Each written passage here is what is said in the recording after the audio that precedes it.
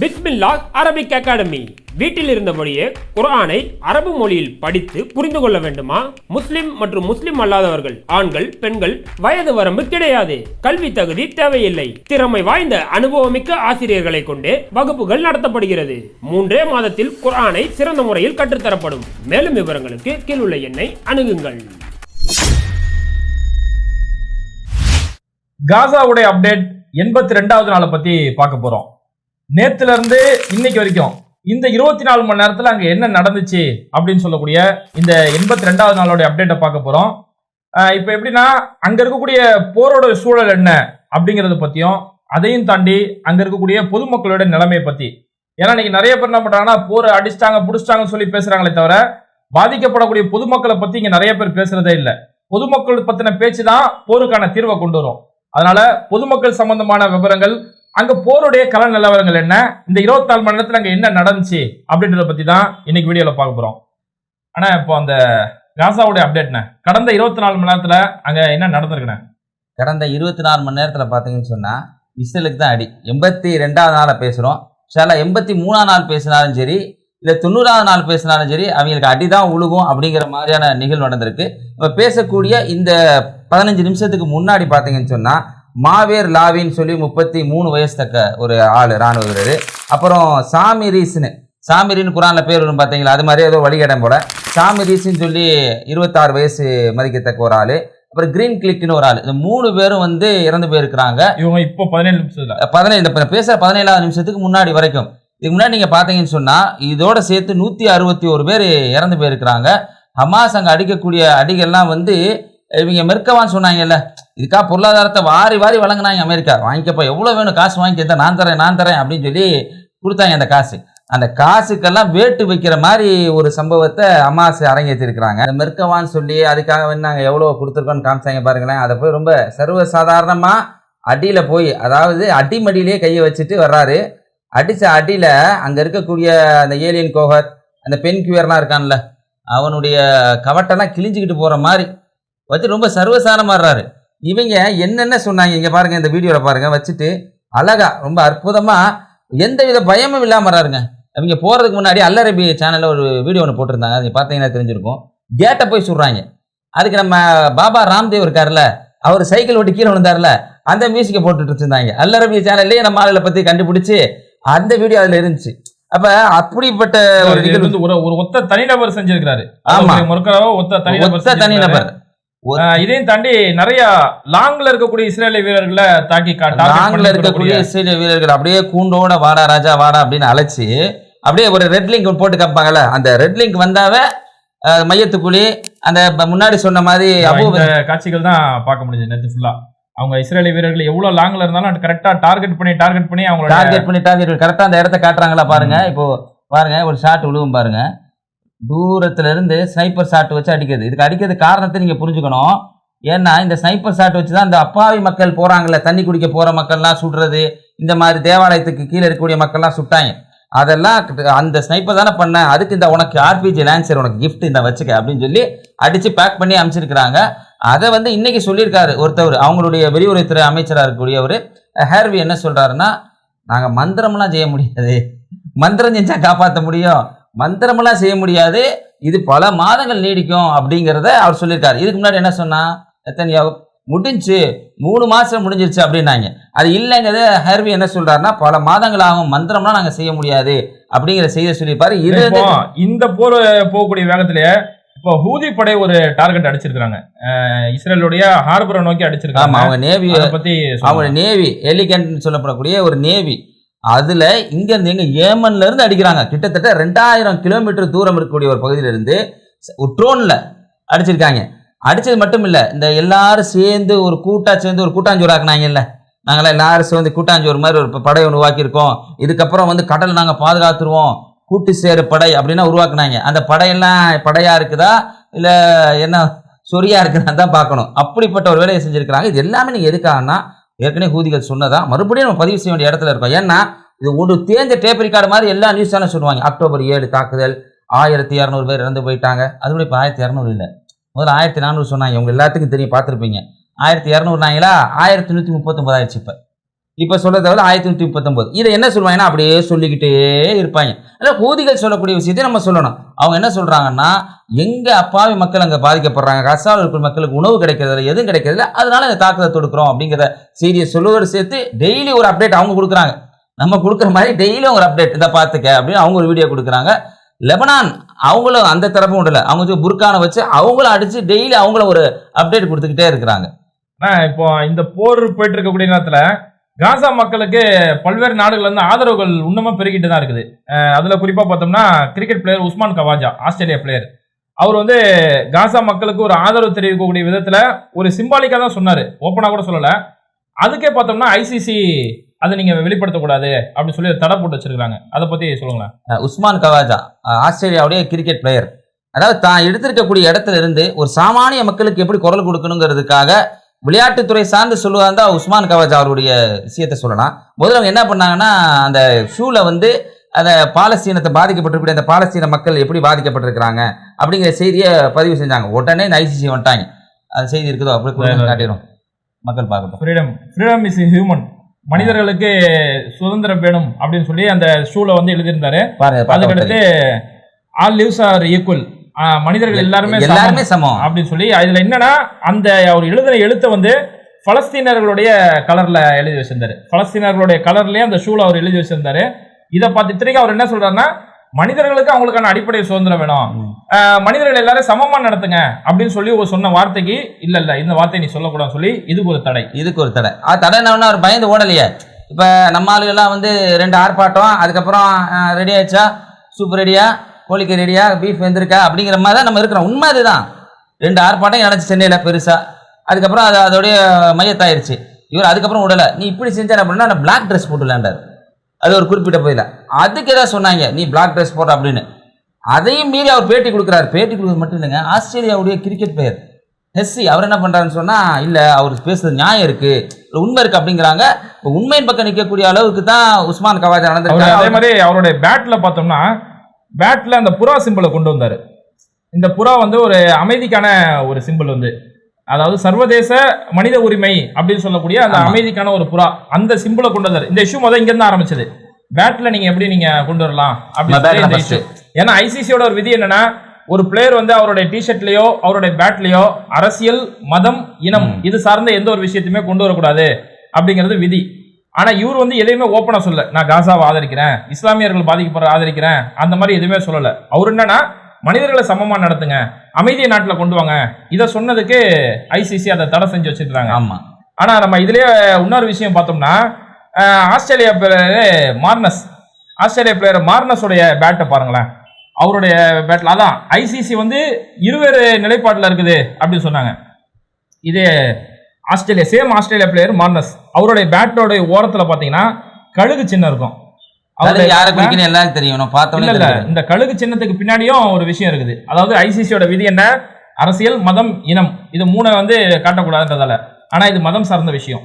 பைபிள்ல ஏசாயால ஒரு வசனம், கர்த்தருக்கு அடிப்படைந்தவர்கள் எவ்வளவு சிரமமானாலும் தாங்கிக் கொள்வார்கள், அந்த சிரமத்தையும் தாண்டி கழுகு போல் மீண்டெழுவார்கள் அப்படின்னு சொல்லி ஏசாயால ஒரு வசனம். அந்த வசனத்தை பிரதிபலிக்கிற விதமா தான் இவர் அந்த சிம்பிள் வச்சிருக்கிறாரு. அப்போ ஒரு மதம் சார்ந்த குறியீடு வைக்கும் போது கூட அதுக்கு அனுமதி கொடுக்குறாங்க.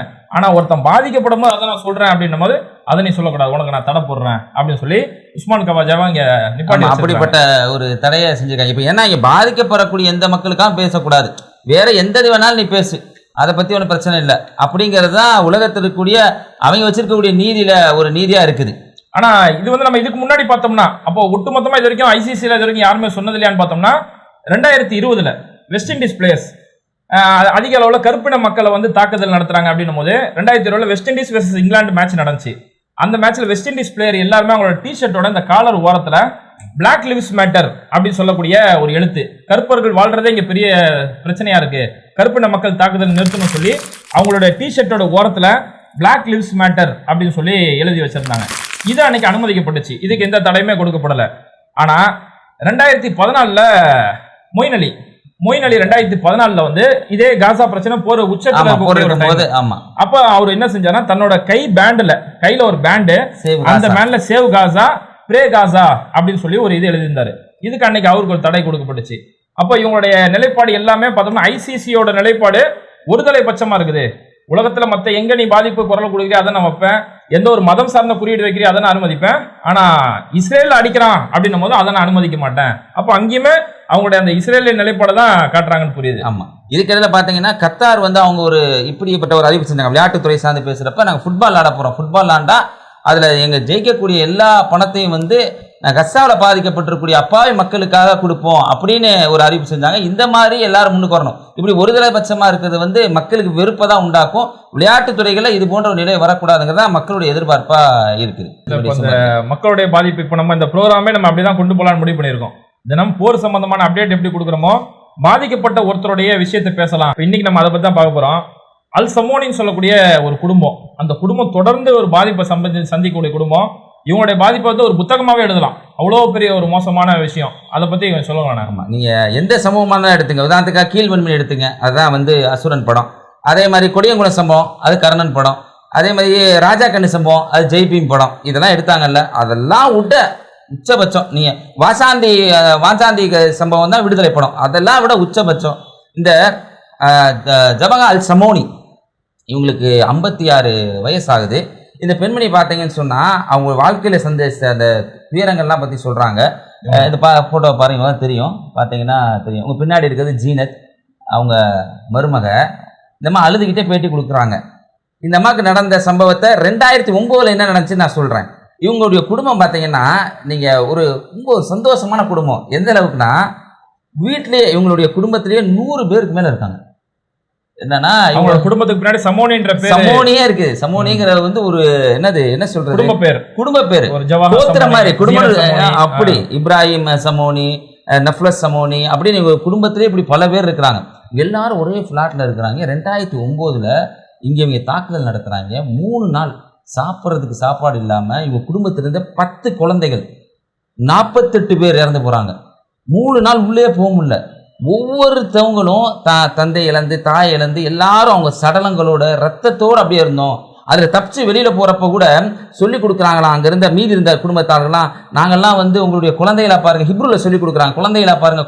அதாவது அவங்க அப்பா போறாரு, அவர் வந்து இஸ்ரேலில் வேலை செஞ்சிருக்காரு, ஹீப்ரு மொழி தெரியுது. அப்போ அவர் வந்து நாங்கள் வந்து இஸ்ரேல் அட்டையை தூக்கி காட்டுறாரு, இஸ்ரேல் அட்டையை காமிச்சு நாங்கள் அப்பாவிகள் அப்படின்னு சொல்லி காட்டும் போது அந்த பொண்ணு சொல்றாங்க, இன்னைக்கு அந்த பொண்ணுக்கு 24 வயசு. அந்த பொண்ணு அன்னைக்கு சின்ன பிள்ளை.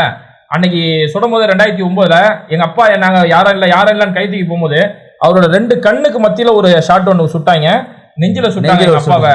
அப்புறம் எங்க அப்பா என்கிட்ட சொல்லிட்டு போனாரு, நாங்க தான் குழந்தை ஹிப்ரூல இந்த வார்த்தை, அதுக்கு இந்த வார்த்தையை சொல்லிட்டு போங்க, சின்ன பிள்ளைங்களை விட்டுருவாங்க அப்படின்னு நான் பார்த்தா சின்ன பிள்ளைய சேர்த்து சுட்டுருக்காங்க. இப்ப நம்ம காமிச்சோம்ல, இப்ப ஃபாரூக் சொன்னாப்ல, அது யாருன்னா இப்ப நம்ம ஒரு பெரியம்மா போட்டோ காமிச்சோம்ல, அவருடைய கணவர் அத்தையா அவருடைய பேர், அவரை சுட்டப்பட்டதான் சொல்றேன். இப்ப இந்த மக்கள் குழந்தைகள் இருக்கிறாங்க. இவங்க ஃபேமிலியில் நடந்த வரலாறு தனியா, ஜைனப்னு ஒருத்தவங்க வரலாறு இருக்கு, அது தனியா இருக்கு. நம்ம அடுத்து அந்த வரலாறு பேசணும் இன்ஷா அல்லாஹ்.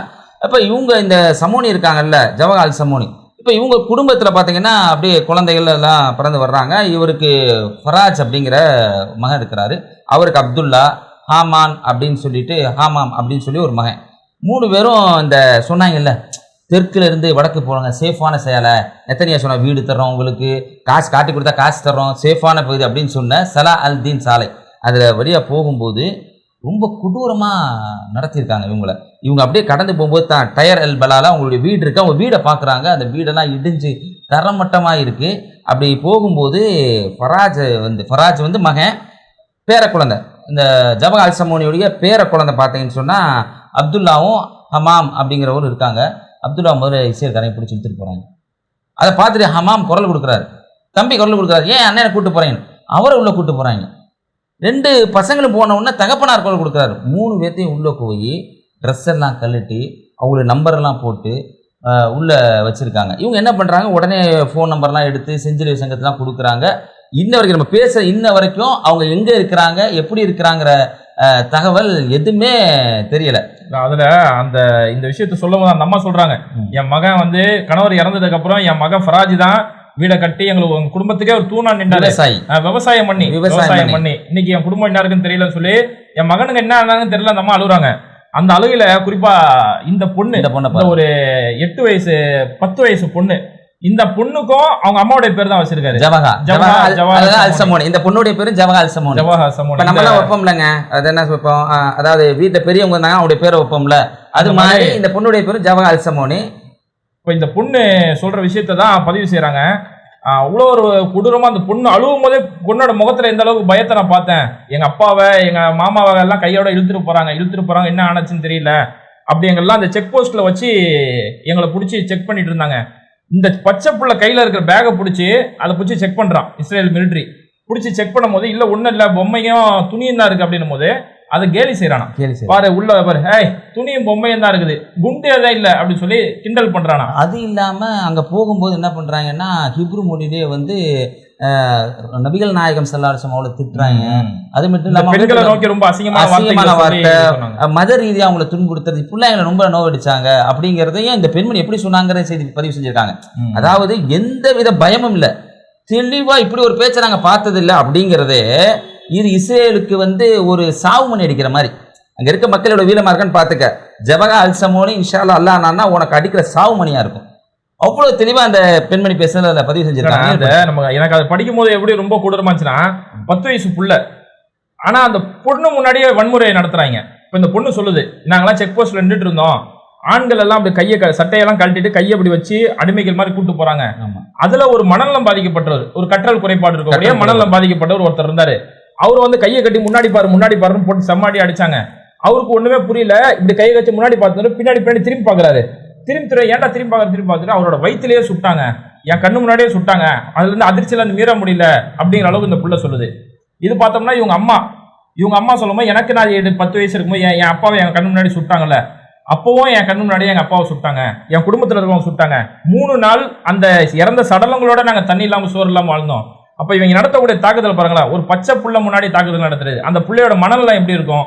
இது எதையுமே பார்க்க மாட்டாங்க. அவங்க அந்த முழுக்க அந்த இனவரியோட தான் செயல்படுறாங்க. குழந்தை என்ன சொல்லிட்டு வர்றாங்க, நான் குழந்தைகள் சொல்லிட்டு வர்றாங்க, அவங்களே தாக்குதல் நடத்துறாங்க. அதுல பாதிக்கப்பட்ட ஜைனப் அவங்க, அதையும் இந்த இடத்துல நம்ம பதிவு செய்யணும். ஜைனப் வந்து இதே மாதிரி அவங்க குடும்பத்தை சேர்ந்த ஒரு பெண்மணி, யாருமே இல்லைங்க, தகப்பன் இல்லை, தாய் இல்லை, யாருமே இல்லை. அவங்க சொல்றாங்க ஒரு செய்தியை, என் தங்கச்சி, அவங்களுக்கு அப்போ வந்து வயசு 10, தங்கச்சி வந்து 2 வயசு, என் தங்கச்சியை நானே வளர்க்கணும், நானே வளர்த்து நான் கொண்டு வந்தேன்னு சொல்லிட்டு அவங்க ஃபோட்டோ இன்னைக்கு வந்திருக்கு. அவங்க என்ன சொல்கிறாங்கன்னா, நான் அவங்க ஒவ்வொரு நாளும் அப்படியே படிக்கவே முடியல அந்த செய்தியை. ஒவ்வொரு நாளும் பெருநாள் அன்னைக்கு என் தகப்பையும் கூட இருக்க மாட்டாங்களா, என் தாயும் கூட இருக்க மாட்டாங்களா, என் பிள்ளையும் கூட இருக்க மாட்டாங்கன்னு சொல்கிறாங்க. அது வந்து அதை இப்போ பேசுகிறப்ப கூட உங்களுக்கு ஒரு மாதிரி தெரியும். நீங்கள் படிச்சிங்கன்னா அது எவ்வளோ பெரிய வழி ஏற்படுத்துன்னு தெரியும். முன்னாடி ஃபாரூக் சொன்ன மாதிரி அதை பேசுகிறத பெரிய ஒரு சப்ஜெக்ட். 2009 நடந்த சப்ஜெக்டே வந்து தனி ஒரு பெரிய சப்ஜெக்ட். இல்லை, இதுல எல்லாத்தோட குடும்பம் என்னன்னா, இப்படி ஒரு குடும்பம், இந்த கதை வந்து அங்க பலஸ்தீன்ல இஸ்ரேல் வரைக்குமே ரொம்ப ஃபேமஸான ஒரு குடும்பம். சமோனியோட குடும்பத்தோட பாதிப்பு அப்படின்னும் போது இன்னைக்கு நம்ம பார்த்தோம்னா பலஸ்தீனோட பல தெருக்கள்ல அவங்க குடும்பம் எந்த அளவுக்கு பாதிப்புன்னு சொல்லி ஒரு நினைவந்த நிகழ்ச்சி மாதிரி நடத்துறது வழக்கம். ஒரு நினைவந்த நிகழ்ச்சி மாதிரி வச்சு அவங்க குடும்பத்துல இறந்தவங்களுடைய வச்சு அதை நினைவு கூறுறது ஒரு வழக்கம். இப்ப நம்ம தமிழ்நாட்டில் நடந்த தாக்குதல், ஸ்டெர்லைட் சொல்ற மாதிரி அப்ப அடையாளம் பட்ட குடும்பம் இது. இவ்வளவு பெரிய ஃபேமஸான ஒரு வழக்கு இஸ்ரேல் நீதிமன்றத்துல இந்த வழக்கு நடக்குது. 3 வருஷம் இந்த கேஸ் விசாரணை எல்லாம் நடத்தி முடிச்சு இஸ்ரேல் மேல எந்த தப்பும் இல்ல அப்படின்னு ஜவஹா அல்சமோனி குடும்பத்து மேல எந்த தப்பும் இல்ல இஸ்ரேல் நடத்திட்டு என்ன சொல்றாங்கன்னா, அதாவது இந்த குடும்பம் வந்து எந்த தவறையும் செய்யல, செஞ்சதுல நாங்க தான், அவ்வளவுதான். அந்த அளவுக்கு ரொம்ப 10 பேர், 10 குழந்தைங்க, 48 பெரியவர்கள், மொத்தம் 58 பேர். அவங்க அது ஒண்ணும் இல்லை. ஏன்னா அங்க இருக்க சட்டம் நம்மளுக்கு எல்லாம் தெரிஞ்சது, அப்பாவி மக்களுக்கு ராணுவ சட்டம், இஸ்ரேலுக்கு சிவில் சட்டம். ஏதாவது ராணுவத்தின் சட்டத்தின்படி தான் அங்க நடத்தப்படும். இது முஸ்லிம்களுக்கு, அப்பாவி மக்களுக்கு. அப்போ இதெல்லாம் பார்க்கும்போது தான் ஹமாஸ் இந்த அளவுக்கு உயிரை பணைய வச்சு அவங்க உள்ள போய் போர் நடத்துறாங்களே, அந்த ஒரு அவ்வளவு பெரிய முறுக்கவா இருக்கு, ஒத்த மனுஷன் உள்ள புந்து அதை தாக்குதல் நடத்த போறாரு. அப்ப இதுக்கு பின்னாடி அவங்களோட இந்த மாதிரி வழிகள் இருக்கு. தனியா ஒரு துணியை எடுத்துக்கிட்டு துணியில அதை கட்டிக்கிட்டு ஷூ தரையில படுத்து போறான்னா அதுக்கு பின்னாடி இருக்கக்கூடிய வலி இவ்வளவு இருக்குது. மக்கள் பாதிக்கப்படுறத பார்த்து சும்மா இருக்க முடியாது. அதானே சொல்றாங்க, நீ என்ன வேணாலும் அடிச்சுக்க, பணைய கைதிகளை விட முடியாது. எங்க மக்கள் அங்க இருக்காங்க 10,000 பேர், விட்டா அடிப்போம். ஏன்னா மக்களுடைய அந்த பாதிப்பை பார்க்கும்போது அவங்க இப்படி தாக்குற இடத்துக்கு எல்லாரும் வரத்தானே செய்வாங்க. அவங்க தானே அந்த, அதாவது ஹமாஸை பொறுத்த மாத்திர அவங்க தான் கசாவினுடைய ஆளுமை, அவங்க தான் அங்க ஆட்சி பொறுப்பு எல்லாத்தையும் இருக்காங்க. அப்ப அதை சொல்றது நியாயமானது தானே. சரிண்ணா, இந்த ஒரு 24 மணி நேரத்துல நடந்த அந்த அப்டேட் மட்டும் இல்லாம ஒரு குடும்பத்தோட ஒரு பாதிக்கப்பட்ட மக்களுடைய ஒரு சம்பவத்தையுமே பார்த்தோம். இதே மாதிரி நாளைக்கான 24 மணி நேரத்துக்கான அப்டேட், இது மாதிரி தினம் தினம் ஒவ்வொரு குடும்பத்துடைய வழி, அந்த மக்களுடைய கண்ணீர் சம்பவங்களை தினமும் நம்ம கண்டிப்பா பதிவு செய்வோம் இன்ஷா அல்லாஹ். இது மாதிரி வீடியோக்களை தொடர்ந்து பார்க்கறதுக்கு மறக்காம பேட்டை டிவியை சப்ஸ்கிரைப் பண்ணிட்டு இந்த வீடியோக்களை உங்க நண்பர்களுக்கு அதிகமா ஷேர் செய்யுங்க. இணைந்திருப்போம்.